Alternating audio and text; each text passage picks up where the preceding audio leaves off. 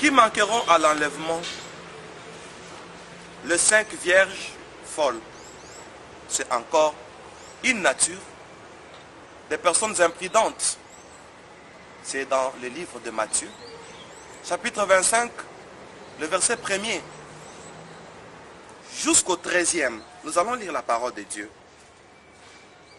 Alors, le royaume des cieux sera semblable à 10 vierges qui, ayant pris leur lampe, allèrent à la rencontre de l'époux. 5 d'entre elles étaient folles et 5 sages. Les folles, en prenant leur lampe, ne prirent point d'huile avec elles. Mais les sages prirent avec leur lampe de l'huile dans des vases. Comme l'époux tardait, toutes s'assoupirent et s'endormirent.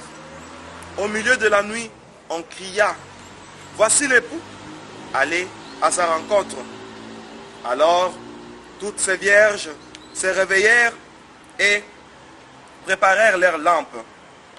Les folles dirent aux sages, « Donnez-nous de votre huile, car nos lampes s'éteignent. » Les sages répondirent, « Non, il n'y en aura pas assez pour nous et pour vous. Allez plutôt chez ceux qui en vendent, achetez-en pour vous. » Pendant qu'elles allaient en acheter, l'époux arriva. Celles qui étaient prêtes entrèrent avec lui dans la salle des noces et la porte fut fermée. Plus tard, les autres vierges vinrent et dirent, « Seigneur, Seigneur, ouvre-nous. » Mais il répondit, « Je vous l'ai dit en vérité, je ne vous connais pas. Veillez donc, puisque vous ne savez ni le jour, ni l'heure. » Parole du Seigneur. Bien-aimés dans le Seigneur, voici la 3e catégorie de ceux qui manqueront à l'enlèvement, les vierges folles. Elles sont au nombre de 5. Or, le total de vierges, c'est 10. 5, c'est les 50%. 5 sur 10. 5 fois 100 sur 10, ça nous donne 50%. 50% de chrétiens risquent, d'après cette prophétie, de manquer à l'enlèvement à cause du manque des réserves d'huile. Parlons-en. C'est une révélation de la part du Seigneur. Au 3e verset, la lampe sans huile ou la lampe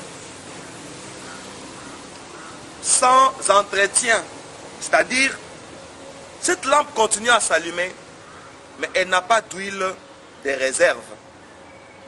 Plus ces lampes sont allumées, plus l'huile s'épuise. C'est-à-dire, le vierge folle n'avait pas pensé à plus tard. Chez Dieu, l'huile symbolise la consécration.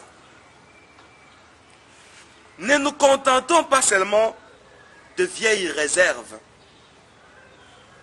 Ne nous contentons pas seulement de vieilles expériences avec Dieu. C'est ce que cette prophétie veut nous dire. Qui manqueront en l'enlèvement, c'est ceux qui se sont contentés de la vieille réserve ou de l'ancienne huile, de l'ancienne expérience avec Dieu. Ça, c'est dangereux. Il y a des gens qui se contentent, comme l'huile symbolise la consécration, de leur ancienne consécration, leur ancienne foi, quand ils ont connu Christ, leur ancienne expérience de baptême. Mais ils ne tiennent pas compte de la prise en charge actuelle, c'est-à-dire de la restauration. Nous, dans le domaine informatique, on nous parle de la mise à jour.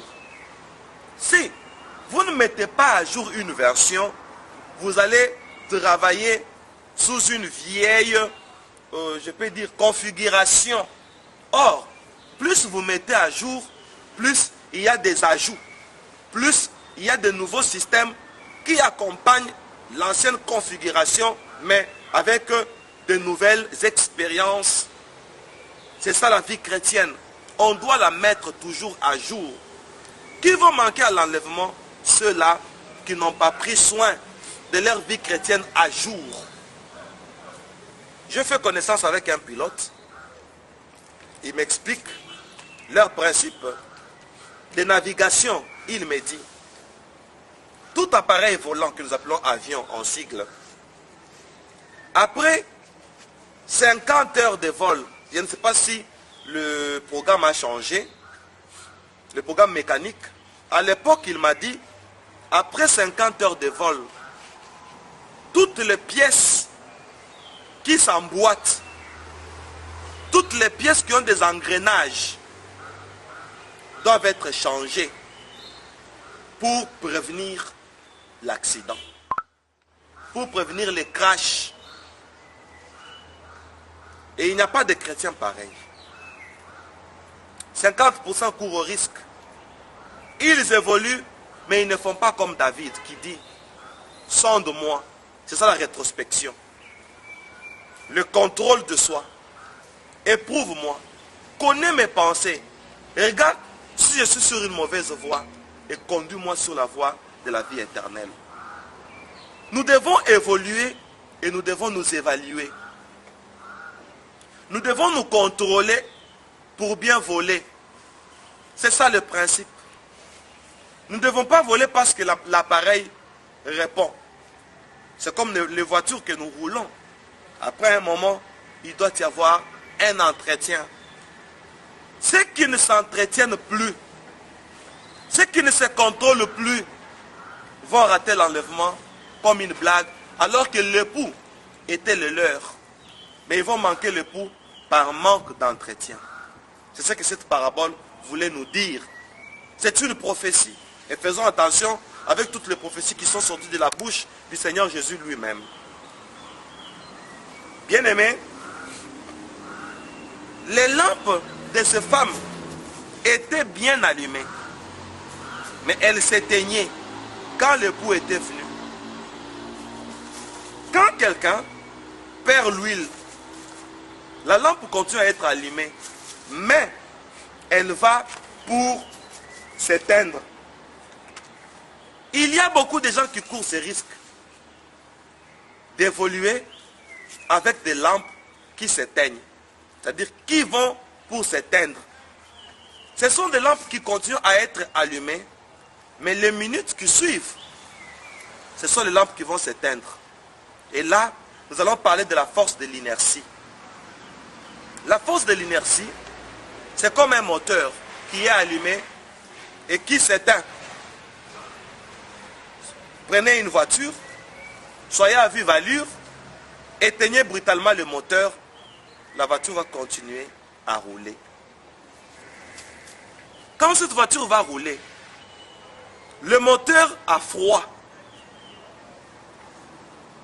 Ça roule avec une force de l'inertie, c'est-à-dire avec l'ancien élan. Mais plus ça évolue, plus ça perd l'élan. C'est ça les chrétiens actuels, qui vivent avec l'ancien élan. Oui, ils continuent à évoluer, mais en régressant. Il y a les gens aujourd'hui dans les choses du Seigneur, mais qui ont perdu leur premier amour. Ils vont à l'église, mais pas comme avant. Ils servent, mais pas comme avant. Attention, lui il a baissé. La lampe s'éteint. Elle est en voie de s'éteindre.